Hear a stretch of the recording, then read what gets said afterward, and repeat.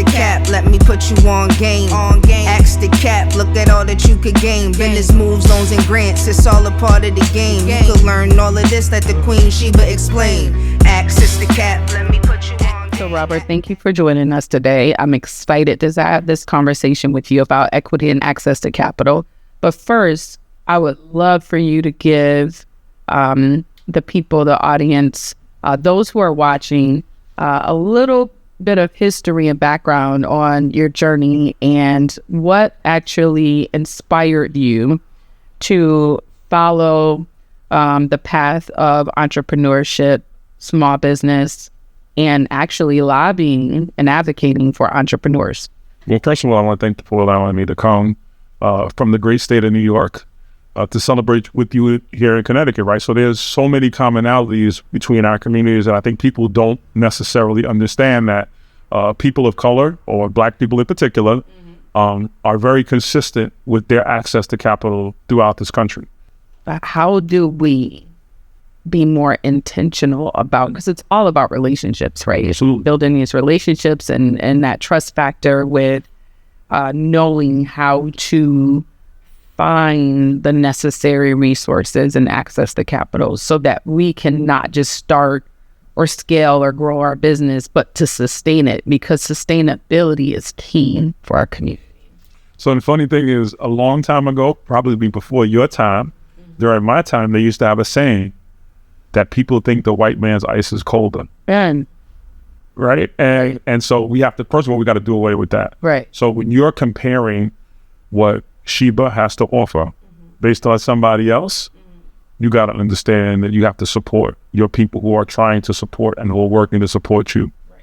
The white man's ice is not colder. Right. Like there's something that we all could do tomorrow if we wanted to. We could go out to our local businesses and begin to patronize them in a way that gives them the leverage to go to the bank and or to other lending sources. Because people's profit and loss statements dictate what they can do in terms of, and so we have a stake in what happens with our entrepreneurs, whether we're entrepreneurs or not. Absolutely. So talk to me about how hard it's been, right? Because this is a real conversation about the battle, right? Being in the trenches and advocating for our people who have historically been left out of the conversations. Yeah, so this access to capital conversation has been a consistent conversation over the last century, right? So we're always second class as it relates to us being able to get traditional loans from banks. But we've done everything from leveraging susus to be able to create pots of money for us to go into entrepreneurship,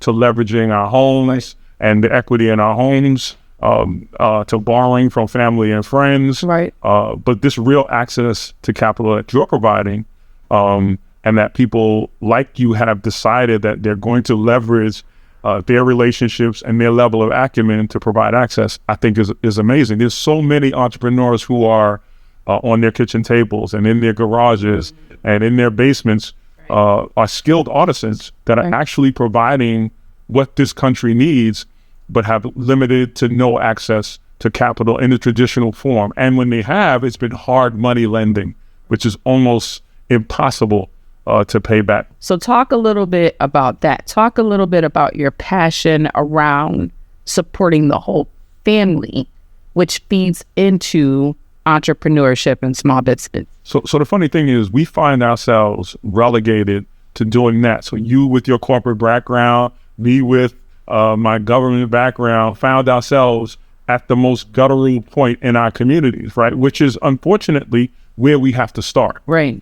Right. So I often talk and tell stories about how, as a member of the Black, Latino, and Asian Caucus, which is the largest caucus in City Council in New York, being challenged with being called an elitist because my focus was on entrepreneurship and access to capital. So even our own communities are so unaccustomed to us advocating in that way. They were fine with us giving out feminine hygiene products and giving out school supplies, because that's very consistent with what the community says. But when you carve out a space to say, yes, we're going to do that because we understand that that's where we need to start, but no, we're going to access capital throughout this world in every way we possibly can in order for entrepreneurship to exist. people then begin to get uncomfortable. And I'm not talking about those people. Right. I'm talking about even our own communities are like, what are you talking about? I was labeled in some instances actually an elitist because I was like, hey, you guys want to fight for the civil rights that are necessary for our community to advance itself. I want to carve out this place where I can provide capital and access so we can be self-sufficient in our communities. And there's a lack of understanding of what that means in our community. So it wasn't easy. So how did you break past the barriers of the cultural conditioning that's been historically set up against it? It's consistency, and it's finding partners throughout the country. Right. Because I had to find you as a partner in a neighboring state in order to be able to establish this. But it's funny because I now get to go, hey, well, I go all the way to Connecticut to provide this. And then, there's a competitive nature that some people exist. But, finding your tribe, you're my tribe. Finding your tribe, which is those that have committed themselves to having this access to capital, was incredibly important to me. So I'm thankful to God. People would want me to say my higher power, but I'm thankful to God for being able to give me access to you and what your principles and vision and mission is, to be able for us to go forward and do this consistently throughout the entire country. Let's talk a little bit about legacy building. You come from humble beginnings. So funny enough, I do come from humble beginnings, but I come from an idea of servant leadership. So I'm what they call a PK. I'm a preacher's kid. Okay. And everybody who's been in the ecumenical community might suggest that the preacher's kids are the worst kids. I don't know if that's I don't know if that's the case. I do know that my service was definitely not in the pulpit. Yeah. But I wanted to meet. I watched my father, kind of change the lives of people spiritually. I wanted to change the lives of people economically, improve the quality of life of people. I didn't want the responsibility of their souls, right? But I did welcome the chance to have the responsibility to change their lives economically. So I had the pleasure of playing professionally 1 year with the Sixers and 15 years in Europe. I played in Israel, Turkey, France, Spain, and Colombia, and earned a few dollars. And when I came back, I felt so incredibly blessed to play a sport that I loved, to get paid to do it and to travel the world. I wanted to, whatever resources I had, pour back into the community. And what I noticed was that at that time, which was the late 80s, early 90s, there were people who were suffering this dual diagnosis, which was substance abuse and mental health issues. And there was no place. At that time, people weren't being addressed with both of those issues at the same place. A little bit about social equity when it comes to cannabis in the community. So we've had a shift, just in the state of Connecticut, but also in the state of New York. There were quite a few social equity ventures coming down the pike in opportunities for minority entrepreneurs to get into the industry, the cannabis industry. Talk to me a little bit about your role in supporting these entrepreneurs and what that has done for the state as well as for your business. So, one of the things I wanted to do was make sure that entrepreneurs, especially social equity entrepreneurs or card holders, those people who were given the designation of being able to, based on the negative impact of the war on drugs, were able to be the first to receive licenses in the state of New York. Now, I don't want to ruin your show, but that program can't ruin the show. That program didn't and hasn't yielded what I anticipated, and what should have been for our community. For example, I screamed at the onset that it was anti-capitalist. Not like Connecticut, it's anti-capitalist in New York because you could only enter in one part of the vertical supply chain. So if you can imagine, you can only if you enter like I did as a dispensary owner, you can't do growth and cultivation, you can't do packaging, and without the ability to control the vertical supply chain, and I don't want to get too deep for your listeners initially, without the ability to do that, you'll never get rich. Like you'll never be able to lift your community out of its circumstance owning a store. So respectfully, I think the state's heart was in the right place, but limiting that has allowed people. So in the state of New York right now, 85% of cannabis and cannabis-related businesses are underwater. So if you can imagine. And who was that? Because we were first to the table. That's our community. Right. So those people are going to ultimately lose their shirts. One, because there's no enforcement of the gray market. And I say the gray market, I don't say the black market, because some of those people who are in the gray market, cannabis entrepreneurs, that just missed the mark for licensing. Right. So it's a very difficult undertaking. And I just feel like unintentionally, I will give my state the credit, unintentionally, they set people up to fail. So without the ability to have access to capital, cannabis is a capital intensive business. Or access to real estate. So the two things that are the most important in the state of New York, at least, are access to capital and access to real estate. And the state promised that they were going to have a $200 million fund that people could access. Never happened. And access to the state's Rolodex around commercial properties. Never happened. So people are kind of floundering. And then there's the onset of the gray market and people operating in the gray market. So I'm also a cannabis entrepreneur. I'm partnered in the number 1, 2, and 3 stores in the state of New York. We spent $7.5 million in taxes in one store. Federal taxes at $2.5 million in state tax. That's $10 million in taxes. Plus the regulation, plus all of that. So it's really difficult in the state of New York. And I'm imagining in other states to actually break it even as an entrepreneur of color or as a black entrepreneur, even though it was designed for that. I think what the state could have done better is bring more established entrepreneurs into the market as opposed to just people who had been negatively impacted. So get a established MWB, partner them with someone who's been negatively impacted by the war on drugs. That's a recipe for success. What I'm hearing you say is the state is benefiting from the tax dollars that these organizations... The state and the federal government, even though it's still federally illegal, which is amazing. I was just getting ready to go there, right? So the interference of the federal regulations with their inability to regulate the funds that come through these cannabis businesses, because it's technically a cash business only. How does that work for our community and our entrepreneurs?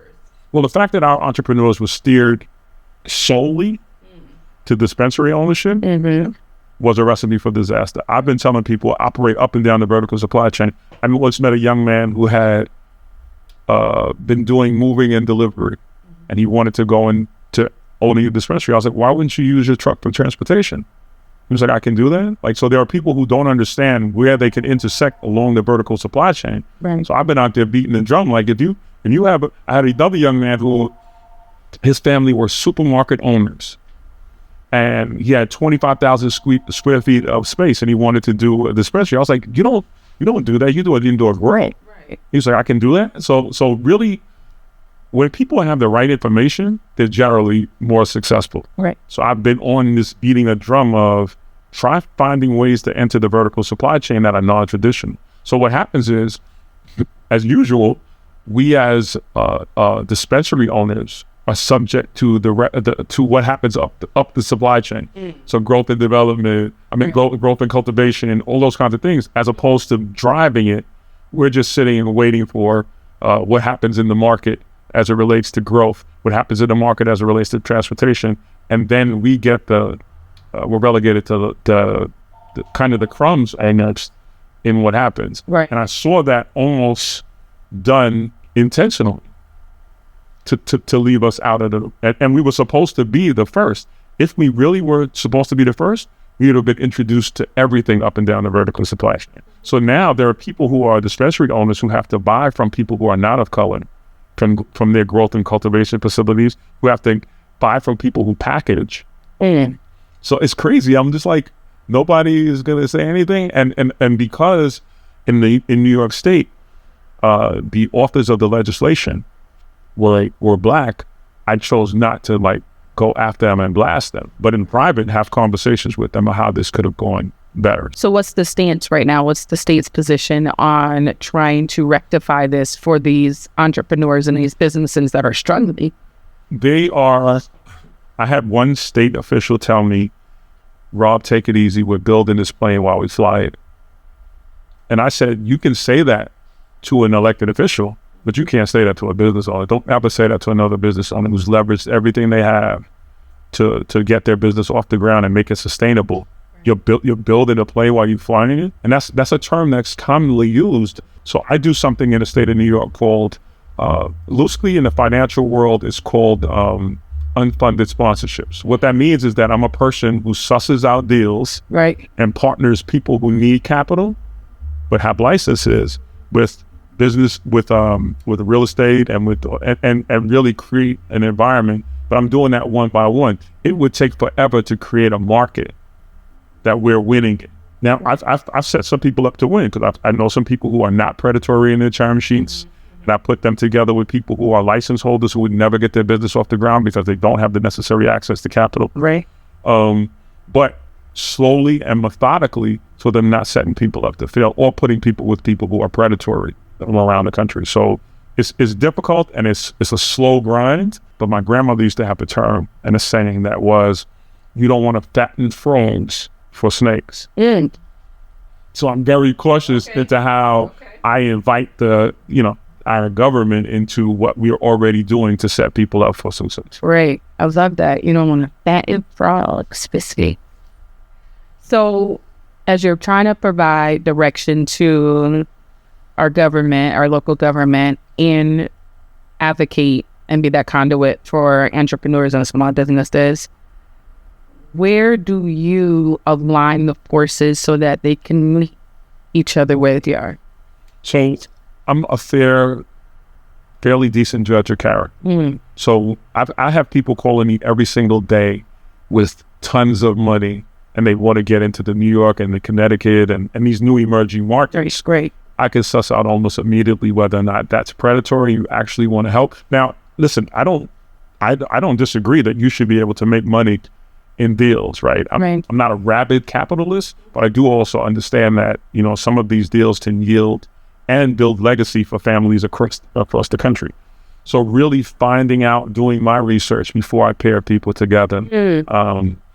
You know me long enough to know that I could probably be in a better financial position if I would just blanket do this, but no, I'm doing it slow and methodical because I want, when I'm in the supermarket, our seniors to still ask me for toilet paper off the top shelf, right, and not be angry. And I want to be able to be in the hood, really leverage my good name and what I've been able to accomplish on behalf of people. Now, some people will say, it ain't fast enough, bro. I need that money tomorrow. And I'm like, you probably want to wait a little bit and let the market sometimes dictate, but also slow and steady wins the race. When has it ever been a time where there's been a sense of urgency with getting those resources and access to capital? Well, the funny thing is I got into this because I thought that this was, respectfully to your audience, I thought this was Black folks' time. Like, we had found our niche in New York. The Koreans control the hair care market. Right. Even though we're the number one consumer. Right. You can't find somebody up and down the vertical supply chain that is Black. Right. That's doing, I got one friend who owns something and she makes a considerable amount of money, but we consume the most. Right. Bodegas and delis, the same. My Hispanic brothers and sisters and now my Arab and Yemeni brothers and sisters control that market. And so the funny thing about that is, when I say control the market, it means that they control the vertical supply chain. So even if Sanshere wanted to open a store to sell hair care products, she would have to pay 8 cents more for the products because you're not a part of that vertical supply chain that they're buying at volume. Same with the bodegas and supermarkets. Right. If Rob wanted to open a bodega in his own neighborhood and provide that, I would be run out of business within a year because nobody's going to come and pay the extra 4 cents for a can of beans from me when they can go across the street and get it for 4 cents less, even though I'm of the color. So I thought that the cannabis industry, we got this. Right. And then they, in New York at least, they stopped us from controlling the vertical supply chain. I was like, wow, that's crazy. So I can't control pricing. Right. I can't control any of those market factors that give me the upper advantage. So I'm very disappointed in how we've done that. I don't think that it's over yet. I think in new emerging markets, we have to take what we've learned in Connecticut. We have to take what we've learned in New York about social equity in particular. Right. And go into those governments and go, no. We understand how this works. We want control of the vertical supply chain. Thank you so much for having a conscious conversation about equity and access to capital on Axe2Cap. Axe2Cap, let me put you on game. Axe2Cap, look at all that you could gain. Business moves, loans, and grants, it's all a part of the game. You could learn all of this, let the Queen Sheba explain. Axe2Cap, let me